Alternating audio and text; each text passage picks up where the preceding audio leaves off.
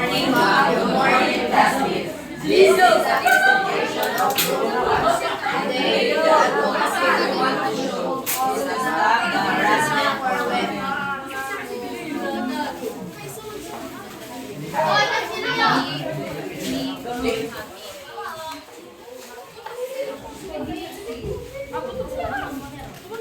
During these days, many women are abused and harassed, and they cannot speak for their rights because of their fear and trauma.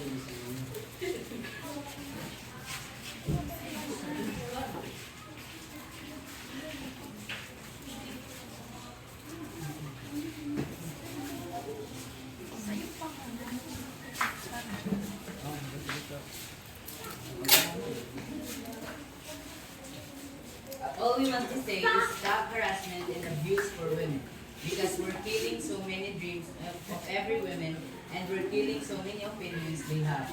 They could resolve so many issues in the world, but they can't because they're not given a chance. So let's hear the voice of every woman, because someday they can be the solution of our problems, and someday women can be a passionate citizen. That's all. Thank you.